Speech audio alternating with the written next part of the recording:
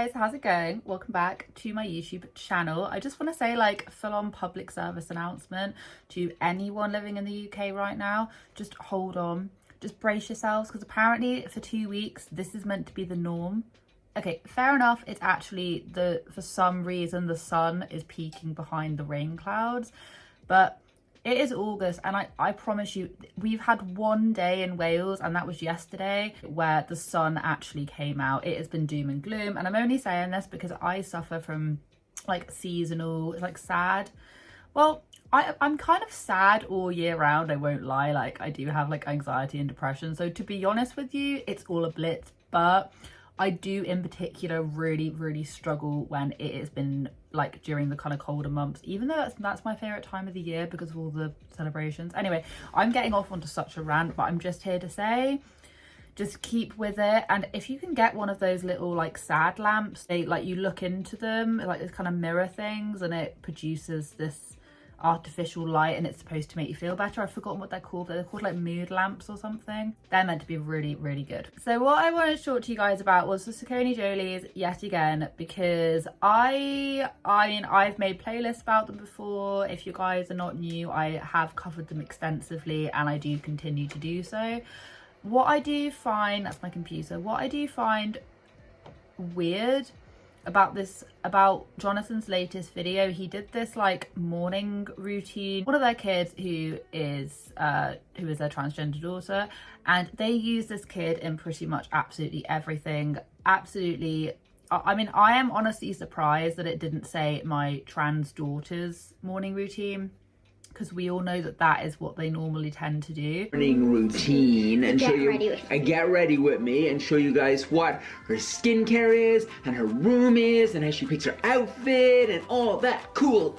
The thing that we have here is that he decided to post this like morning routine because apparently the child really wanted to do it on Jonathan Joly's like separate account, not on the main channel, and I think they didn't do that because they would have gotten a lot of backlash. I don't really understand, in all honesty, why they didn't put it on the main channel, because Jonathan Joly's separate account gets so much less views. At this point, I'm just 100% convinced that everything that Jonathan does is very calculated, and he knows what he's doing, in the sense that he puts content out, in particular about his eldest being a teenager, even though she's 10, and then their trans daughter, and they basically like profit off of this.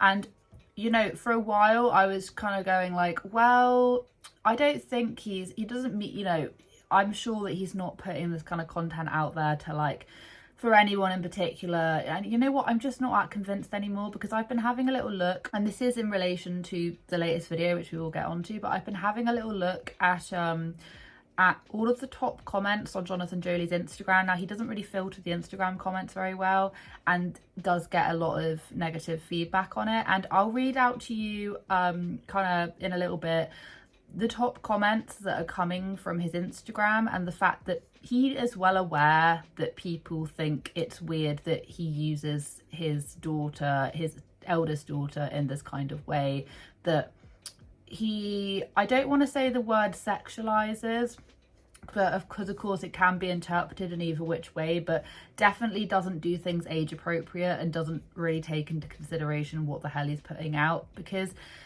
you know, he will respond to people in his Instagram comment section, but then like people that are not top comments, so he's obviously seen the top comments. I'll read them out to you towards the end, because what I really want to talk to you guys about was this like morning routine that his other kid did. Fair enough, I don't want to be bashing like a kid if they're like wanting to obviously like do whatever like to make themselves feel better. Like, I'm well aware, like when I was kind of, I think they're 9, 8, I think about 8 or 9, you know, I was very much sort of, you know, liked sort of trying on my mum's makeup and stuff, but kind of like having a whole skincare and having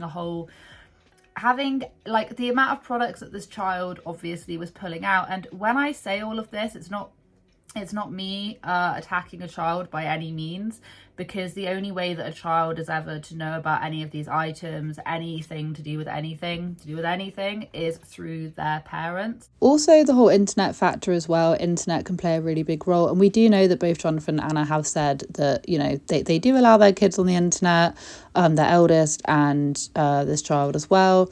And I don't know, it depends on like what you view. Do you know what I mean? That can have a really big impact. And that's not always the greatest thing. Do you know what I mean? For like a developing brain, just to be absorbing all of this like kind of teenager, preteen content. And there's a reason why things are limited to like 13, for example, because you're just not like mature enough and stuff to be able to, I don't know, you know, process it. So it's not just the parents that will play a fact. It won't just be the parents that are playing a role in it. There will also be, you know, the internet and how that then affects you as well. And I've always said this from the very beginning, that I think that Jonathan and Anna's views on men and women are extremely it's like very, very, very gender orientated. Like a woman must be like placid and wear dresses and have long hair and be pretty and all of this kind of stuff. And a boy, as Jonathan puts it, like a typical boy, will be a little bit of a troublemaker, won't listen as much. That is really, really, really perpetrated a lot. And you can see it in the morning, in the routine that they did. And fair enough, you want to be doing this and that. But I just don't know. I mean, I don't know. Of course, this is like 2023. I've got 2 kids of my own.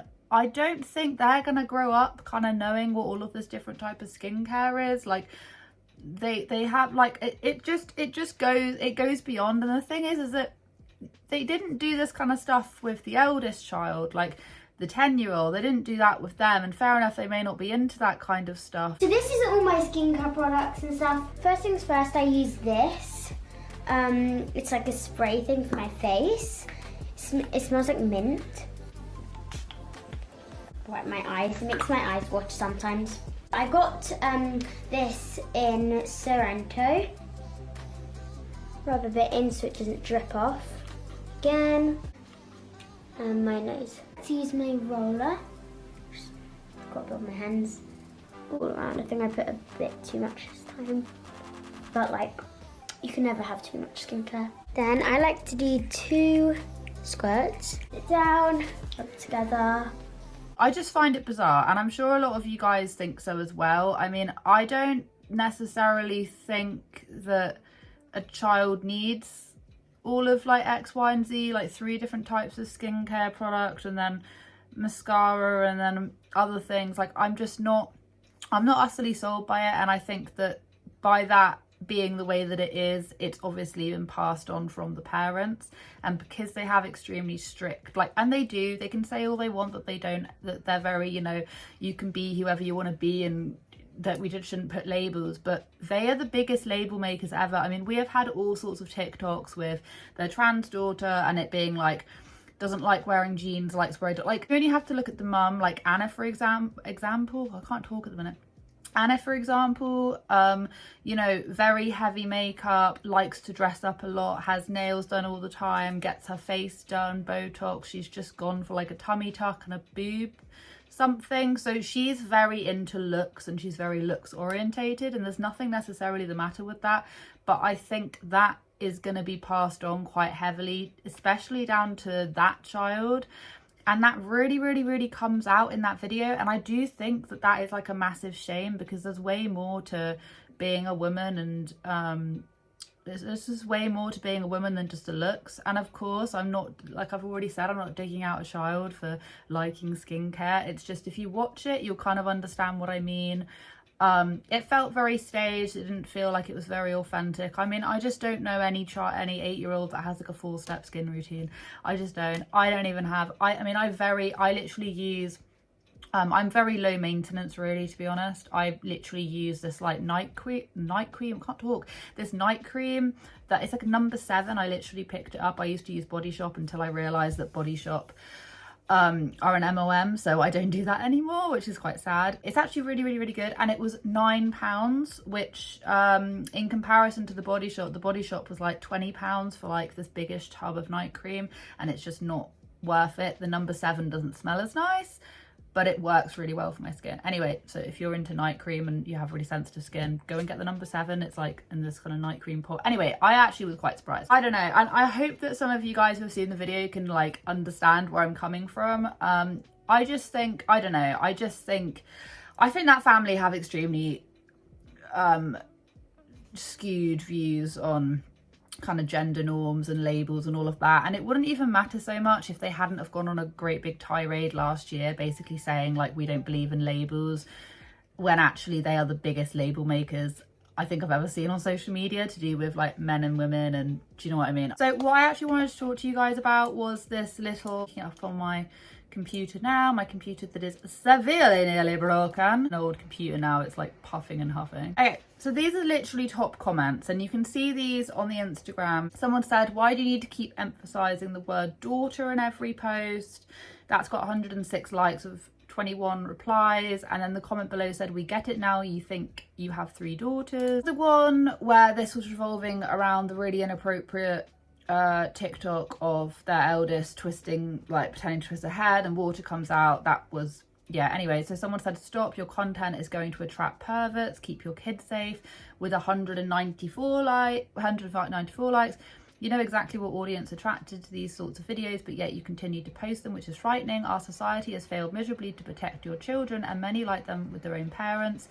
What exactly was going through your head when you set this for your poor, vulnerable daughter to take part in? Of all the UK child-shilling channels, yours is the worst, exposing your kids to the darkness in society, with 27 likes. And he does actually literally respond to someone in this, and he responds, and it's like way all the way down below, so he obviously reads these. Yeah, these are like top comments. And Jonathan Joly posted one about his eldest child being a teenager, even though she is 10. Girl is like 10, not 14. Someone else said, she's only 10, why rush your child growing up? By the way, this top one has like 9,481 likes. The other one has 3,883. Someone else said she's 10, not 13. Since when is a 10-year-old a teenager? With thousands of likes. Anyway, so that's just what I wanted to touch upon with you guys. He sees these comments, he must see these comments, they're top comments, and these are the things that we have been talking about for ages. So if for 1 minute you think, oh, maybe he's just being dumb and he doesn't realise, he does realise, because he responds to quite a lot of newer comments as well and just keeps the negative ones up. And the reason why he keeps them up is because those ones are the ones getting the most amount of engagement on, which will then boost his post further, because then people are interacting. By interacting with that comment, they're also interacting with his main post. Hence the reason why people tend to keep up negative comments. It's one of the reasons why I don't delete negative comments, to be completely honest. Not the fact that I feel like everyone deserves a voice, but it's also the fact that even if they're particularly nasty, I tend to keep them up because they're good enough for your engagement. Obviously depends on how nasty they are. That's just what I wanted to say. I hope you guys have a wonderful day wherever you are in this world. Take care of each other, take care of yourselves, and I'll catch up with you guys in the next video.